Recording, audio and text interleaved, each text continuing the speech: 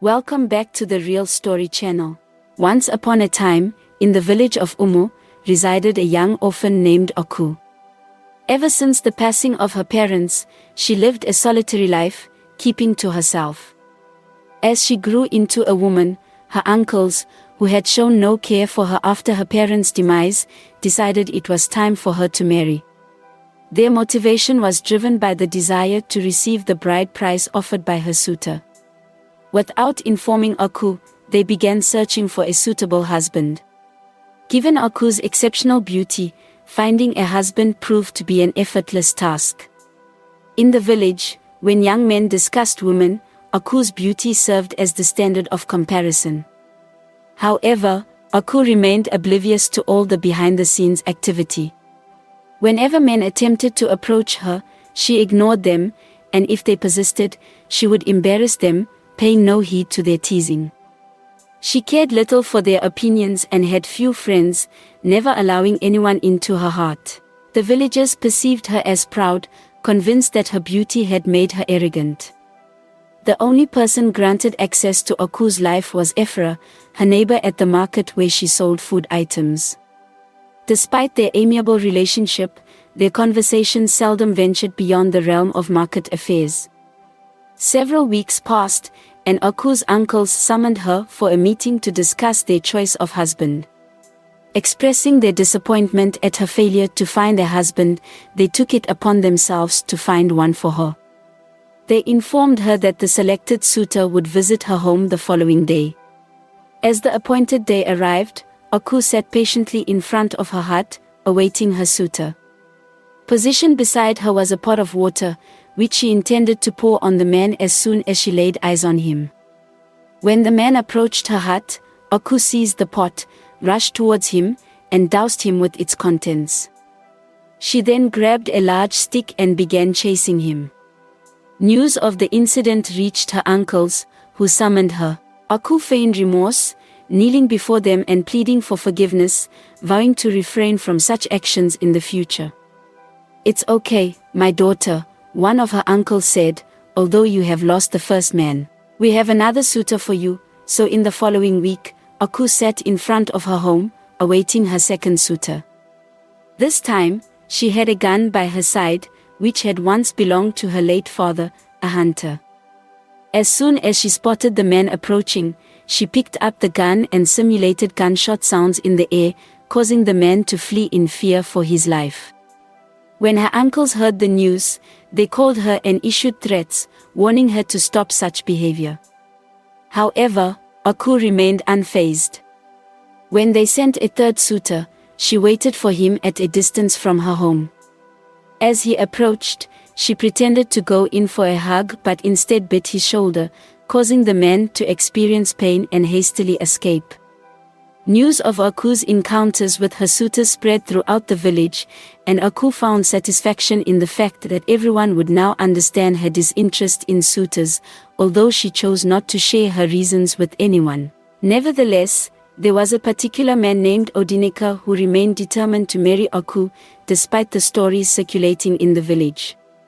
He insisted that she was his choice, as he had observed her calm demeanor and absence of aggressive behavior whenever he saw her. He decided to try becoming her friend before seeking her hand in marriage, believing that perhaps those previous suitors were strangers to her. One day, he visited Aku's shop to support her business, noting how she efficiently sold the food items to him, which further convinced him that she was not difficult to deal with. He began visiting her shop daily, purchasing various items, and eventually, an opportunity for a conversation arose. Aku was struggling with some complex calculations due to a large batch of goods she had just received when Odinaka overheard her and provided instant answers to her calculations. Initially doubtful, she continued with her calculations and eventually arrived at the same answer. Impressed, she smiled and praised Odinaka's intelligence. This interaction marked their first non-business related conversation, and Odinaka was thrilled. He swiftly finished the remaining calculations, and Aku offered him a drink, which he declined. Weeks passed, and Odinaka continued visiting the shop, but their conversations became more than just business related. He sometimes assisted Oku with calculations. One evening, as he came to buy something as usual, Oku was already prepared to close the shop.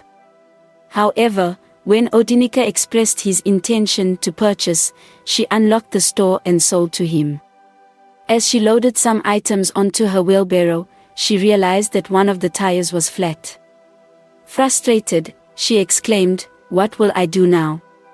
Odinaka asked if he could help carry some of her things to her house, to which Oku angrily responded, "Of course not. I will tell you where to stop." They both began walking away from the market square, and as they walked, Odinaka thought it was the perfect moment to express his feelings. He confessed, "I like you, Oku. Please, I want you to be my wife." Upon hearing those words, Oku abruptly halted her steps and gazed intensely at Odinaka. Annoyed, she questioned him, "Is that why you have been coming to my shop every day?" Odinaka slowly nodded in response. Immediately, Oku instructed him to drop her belongings by the roadside. "Don't help me again. You can go home," she curtly told him. Odinaka attempted to plead with her, but Oku remained firm. However, he refused to let her carry all the items by herself.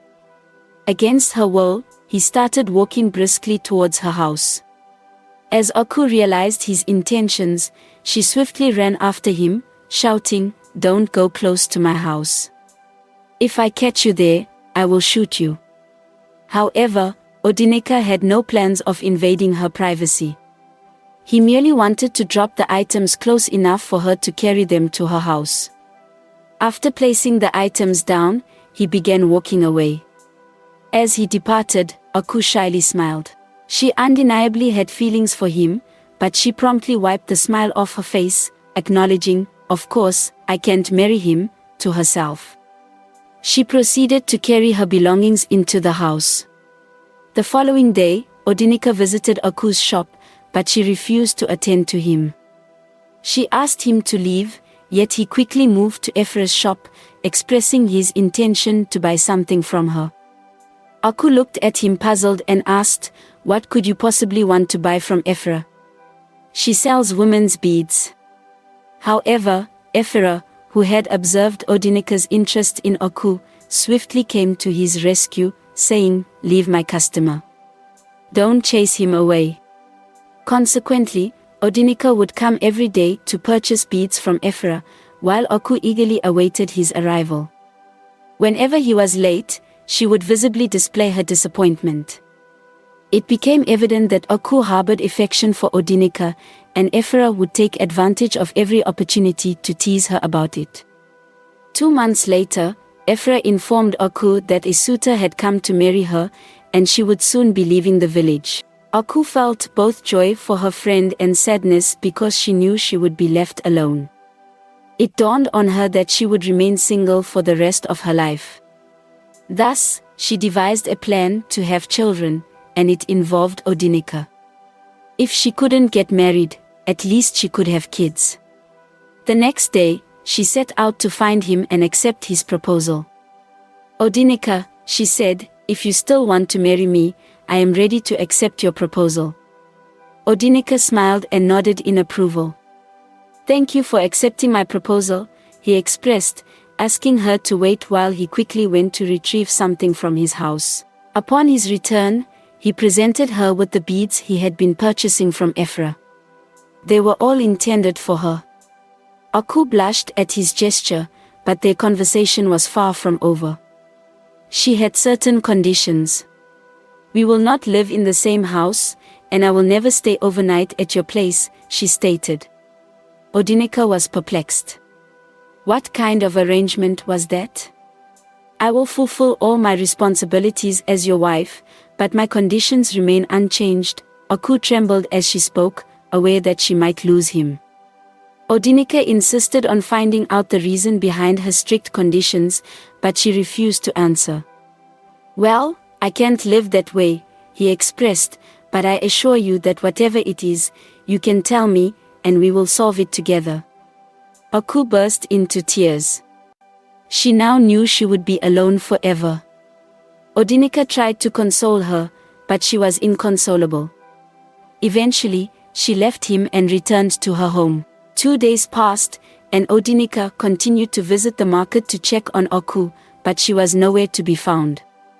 Ephra also had no knowledge of her whereabouts. He grew increasingly worried and decided to go near her home and call out her name. "Oku," he shouted at the top of his voice. However, even after calling her several times, Oku did not respond, although her windows were open. Odinaka became fearful. He made the decision to approach her home, despite knowing that Oku might despise him. As he walked, he kept shouting her name, hoping for a response that would prevent him from entering her house. But still, there was no response. However, he noticed a strong smell that intensified as he drew closer to the house. Odinaka pushed the door open and discovered Oku lying sick in bed. "Please leave my house," Oku tearfully whispered, her voice barely audible. Odinaka quickly ran and summoned the herbalist to attend to her. The overpowering stench prevented the herbalist from staying in the house for long, but Odinaka was undeterred by it. While the herbalist waited outside, Odinaka would enter with the medicine and feed it to Oku. Long after the herbalist had departed, he remained by Oku's side, urging her to return to bed. Oku initially refused, but due to exhaustion, she eventually complied. As Odinaka waited for her to wake up, he prepared a meal for her, washed her clothes, and began tidying up the house. While cleaning around her bed, he noticed a large wet patch where Oku had been lying. He was shocked because it wasn't there before she fell asleep.